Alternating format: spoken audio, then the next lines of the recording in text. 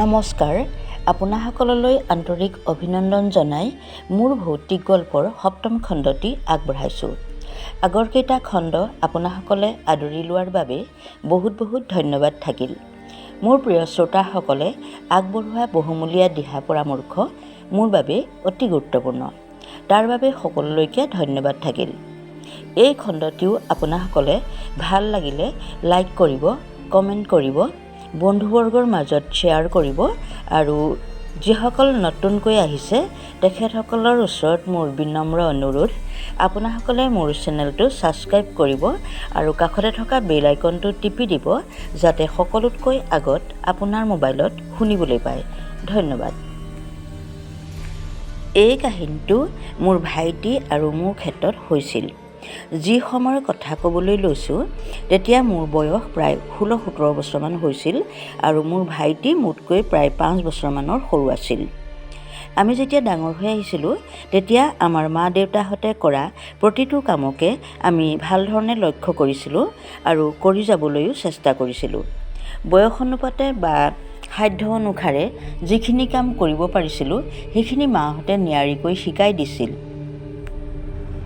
ঘৰুৱা কামৰ মাজতে আমি পঢ়াখিনিত কেতিয়াও ফাঁকি দিব পৰা নাছিলোঁ।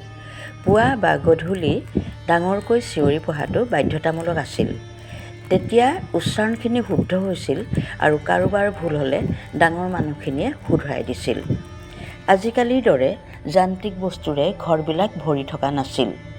গাঁওখনৰ ভিতৰতে এঘৰ বা দুঘৰ মানুহৰ ঘৰতহে ৰেডিঅ' এটা আছিল।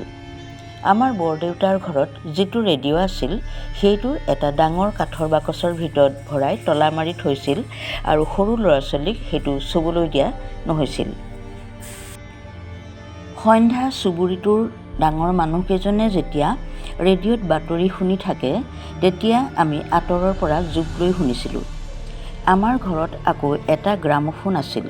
তাত বৰ ধুনীয়া ধুনীয়া গান শুনিছিলোঁ, কিন্তু অলপ সময়ৰ কাৰণেহে আমাক শুনিবলৈ দিয়া হৈছিল। সকলো কাম বন পঢ়া শুনা কৰাৰ পিছতো আমাৰ হাতত যথেষ্ট সময় আছিল। আমি আবেলি বা ৰাতিপুৱা হাতোৰাখন লৈ পিৰালিৰ দাঁতিত বেঙেনা পুলি ৰোৱা, জলকীয়া পুলি ৰোৱা, ফুলগছ ৰোৱা, বাচন বৰ্তন ধোৱা, চোতাল সৰা, ঘৰ সৰা, আবেলি গৰু ছাগলী হাঁহ কুকুৰা ইত্যাদি জেগাই জেগাই বান্ধি চফা চিকুণ হৈ প্ৰাৰ্থনা কৰি কিতাপৰ ওচৰত বহা ইত্যাদি কামবিলাক আমি প্ৰত্যেক দিনাই নিয়াৰিকৈ কৰিব লগা হৈছিল। গতিকে বয়স অনুপাতে আমি প্ৰতিটো কামতে পাৰ্গত হৈ উঠিছিলোঁ। ভাইটি আৰু মোৰ আকৌ মাছ ধৰাত বৰ চখ আছিল। সেইদিনা দুপৰীয়া অলপ ডাঙৰকৈ এজাক বৰষুণ দিছিল। আমাৰ ঘৰৰ পৰা প্ৰায় কিছু আঁতৰত এখন সৰু নদী আছিল। আবেলি ভাইটি আৰু মই দুয়োটাই নদীখনত বান এখন পাতি থৈ আহিলোঁ। মাটিৰ ভেটাটো আগৰ পৰাই আছিল, মাত্ৰ কিছু মেৰামতি কৰি বানখন পাতি আহিলোঁ। মাছবিলাক উজাইছিল। দুই এটা ডাঙৰ মাছো জঁপিয়াই ফুৰা দেখিছিলোঁ। আমাৰ বৰ ফূৰ্তি। গধূলি পঢ়া শুনা কৰি উঠি সামৰি মাক কথাটো ক'লোঁ আৰু ডাঙৰ মানুহখিনিয়ে বৰদেউতাৰ ঘৰত ৰেডিঅ'ত বাতৰি শুনি থাকোঁতেই আমি বানখন চাবলৈ ওলালোঁ। ভাইটিৰ হাতত এটা দুবেটেৰীয়া টৰ্চ আৰু মোৰ হাতত এটা ডাঙৰ খালৈ আৰু এডাল দীঘল বাঁহৰ মাৰি আছিল। আমি গাঁৱৰ মাজেদি লুংলুঙীয়া ৰাস্তাটোৱেদি আগবাঢ়িলোঁ আৰু খৰধৰকৈ এৰাবাৰীখন পাৰ হৈ প্ৰায় 50 খোজমান আগলৈ গৈয়ে বানখনৰ ওচৰ পালোঁ। ভাইটিয়ে টৰ্চটো বানখনলৈ মাৰি দিলে আৰু আমি দেখি অবাক, বৰ ওখ ওখ ক'লা দুটা ভূত আৰু 3-4টামান ভূতৰ পোৱালি। সিহঁতে প্ৰত্যেকে এটা এটা মাছ মুখত লৈ কামুৰি কামুৰি খাই আছে আৰু ওপৰলৈ হাত দাঙি দাঙি নাচি আছে। আমি ভাবিলোঁ এইকেইটা দেখোন মাছ খোৱা বাঘ।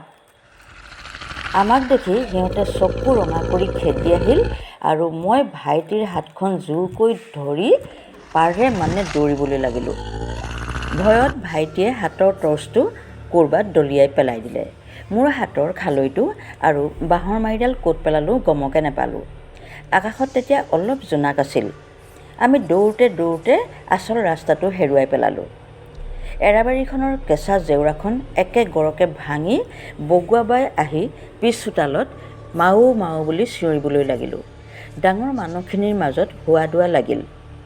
ৰাতিলৈ ভাইটিৰ অমূৰ্তক জ্বৰ হ'ল। ভাইটিৰ জ্বৰ দেখি মই ভাল কৰি দিবলৈ ভগৱানৰ ওচৰত মনে মনে প্ৰাৰ্থনা জনালোঁ। পিছদিনা বেজ এজন আনি জৰা ফুকা কৰিলত ভাইটি ভাল হ'ল। তেতিয়াৰ পৰা মই আৰু ৰাতি মাছ ধৰিবলৈ নোযোৱা হ'লোঁ। ডাঙৰ মানুহখিনিয়েও সেইফালে যাবলৈ আমাক মানা কৰিলে।